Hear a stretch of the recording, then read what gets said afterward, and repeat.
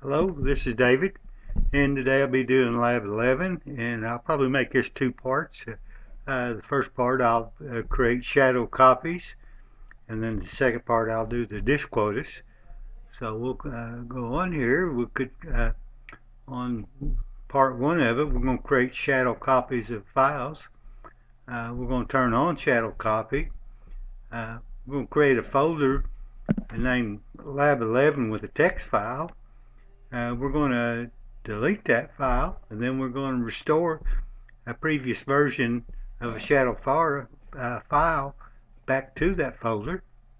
And then the second part, part two, which I'll be doing in another video, we'll be doing disk quotas, and we're going to install the file service row and the file services row for drive C, and we're going to create a quota template, and then we're going to apply that template with the quota, which is the quota template will actually let you create a template, and then you can apply it to different folders.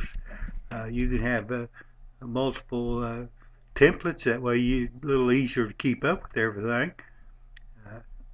And then I'm going to be showing that all this is working. So the first part we want to do, we want to turn on our shadow copying, and to do that, let me minimize that. All we have to do is bring up our computer and right click on our C drive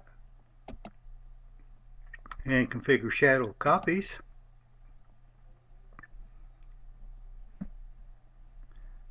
There's our shadow copies wizard. So what we want to do is right now the shadow copies is disabled, so we'll enable it, and we'll give it a yes to this message. That way we can get in there and click on the settings and the schedule. It actually creates a shadow copy, but we'll click on the settings here. We're making a shadow copy of our C drive. Here's our limit, 4095 meg. And then if we need to schedule it for certain times a day, or one time a day, or one time a week, we can select the days here and our times. Right now it's doing it at 7 a.m. So we'll just stick with the default there. I'll cancel that. Cancel that. See, we've got it enabled. If you need to just create one now, you just click on create now. And this one was created to 7:57, was created 2 minutes ago. It's actually at 7:59 now. As you can see, it's created the 7:59 version of it. So we're going to say that the thing is scheduled now. Now let's go in here.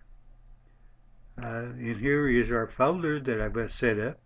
I've called it Lab 11. Right now it's set up with shares.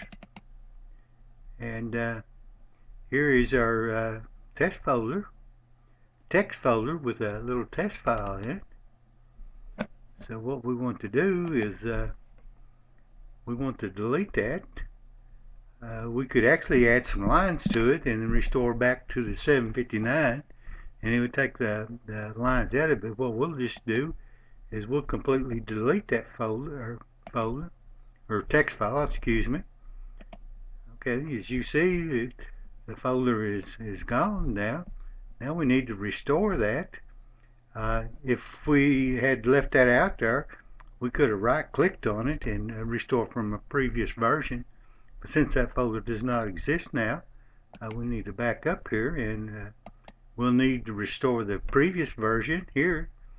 As you see right here, the restore previous version.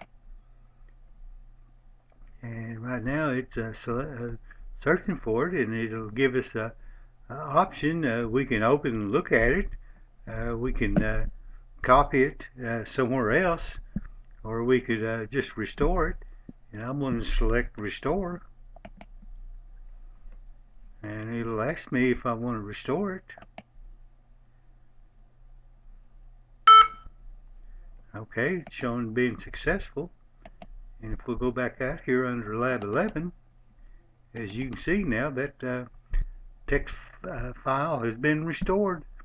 That concludes the first part of this. I'll continue on with part 2 on the disk quotas.